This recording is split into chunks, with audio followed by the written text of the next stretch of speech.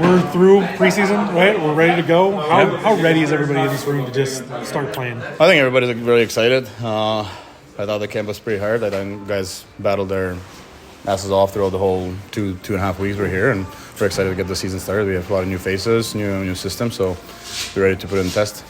As you've gone through camp and kind of learned about guys, has that changed or improved your outlook for how you think what this team can do?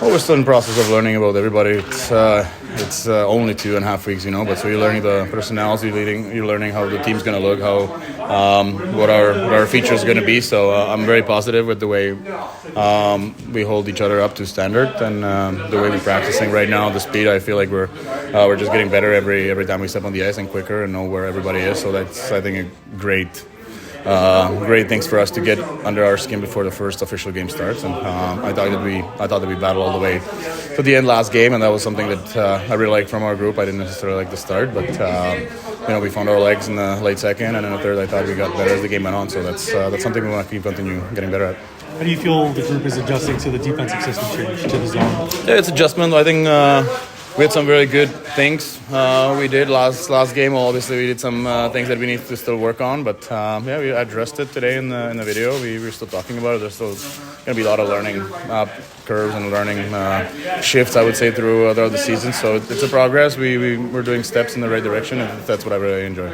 And as you get going for the season, coaches kind of said it to us too, but how important is the start to get off to a good opening? Yeah, very big. I thought we had a really good schedule to start. Go on the road, play 2 games, then come home, have a home opener here. So everybody's excited for that. And I think having a couple of games played already before the home opener is going to be good for us. Have a good test and feel good into getting in the home opener. But those first 2 games on the road are going to be very important for us to feel good about ourselves throughout the season. And the last thing, you've been a pretty good dresser when you come into the locker rooms usually.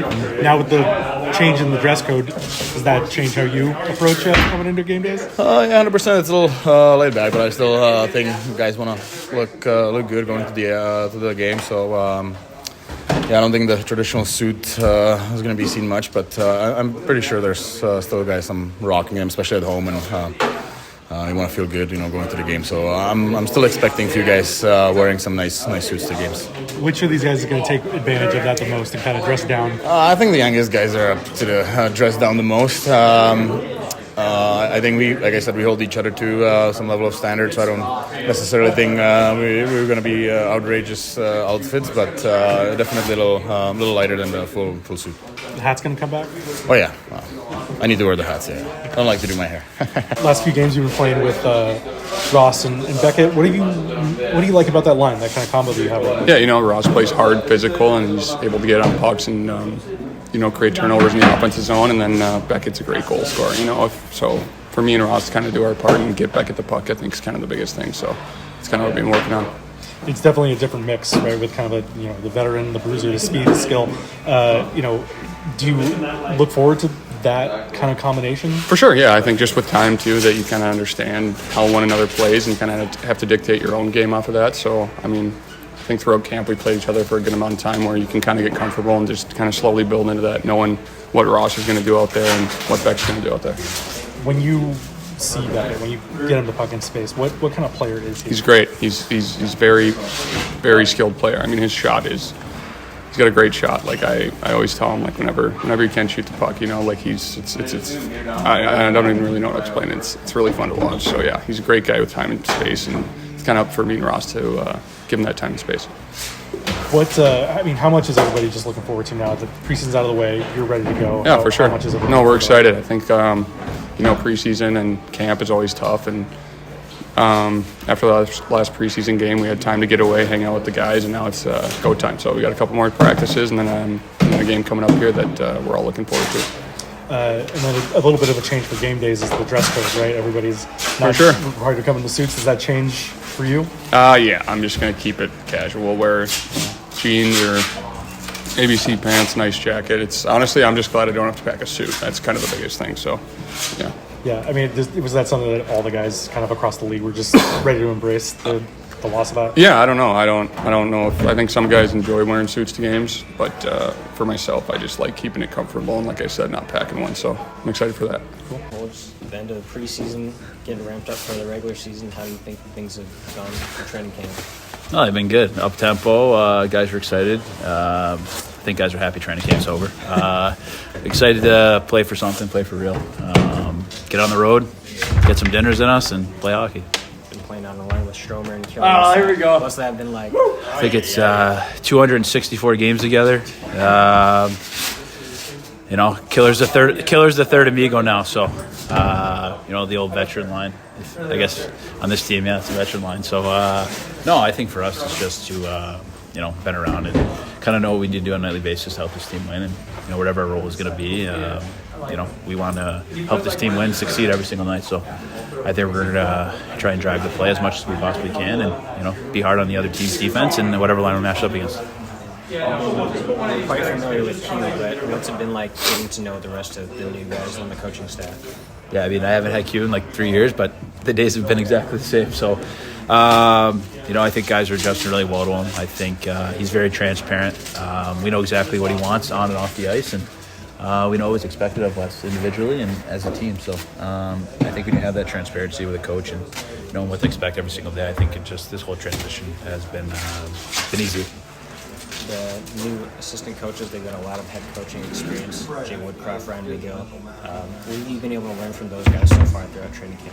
Yeah, I think the way that they obviously they're in charge of special teams, so the way that the teams that they came over has been successful. So smart coaches that have been around and have done some good things this league. So I think the more you can learn from them, and obviously they're going to take feedback from us too, what we see works, and but working with them has been great. It's been all positive. I think it was on the morning couple with Johnny Lazarus. You said that you guys don't make the playoffs. It's kind of a failure for this season. Do you feel that's kind of how it is going into this season? Yeah, I mean, I think any year, obviously, I think there's a little bit more pressure on us this year with some of the moves we made this offseason, and kind of being at, I think this is their third year for our younger guys getting under their belt. So there's a lot of expectations from them, and I think for them and all, even me and us older guys, that's it's time to win now. It's we're done rebuilding, and even if you're a team that's not even expected to make the playoffs, like you're not coming in the season expecting not to make it.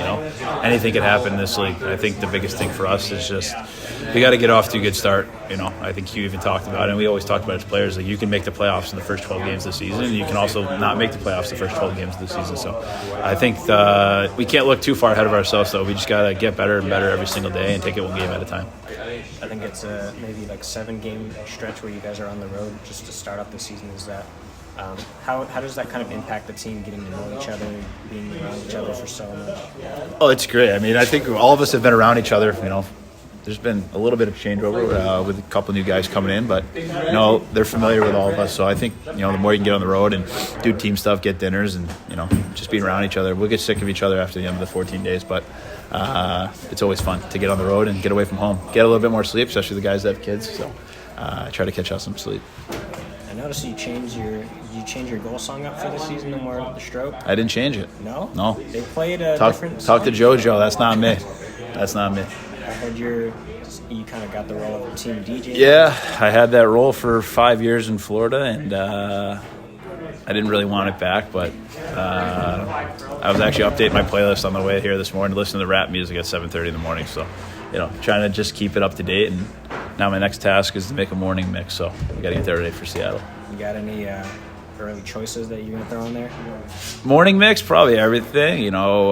Sam Barber, Zach Bryan, a little country, alternative music, Benson Boone, all that stuff. Kind of keep it light, not too up tempo in the morning, and then I think for the nightly games, you got to have a variety. We have a younger crowd here, so you need to keep them happy with the hip hop music and some EDM and Red Hot Chili Peppers, Nirvana. We got a whole mix of stuff. You taking recommendations from the young guys on what to include? I do, but it depends if I like it or not. I mean, some of the hip hop music that they listen to nowadays, like I like hip hop, and some of it's just like I can't listen to this. I like more like 90s. 2010s hip hop, like the old school hip hop, where the lyrics kind of meant something, But try to keep it more West Coast hip hop and stuff. So it's good. Still an Apple Music guy? No, I'm actually Spotify now. Oh, you changed over. I did switch. Went over to the dark side.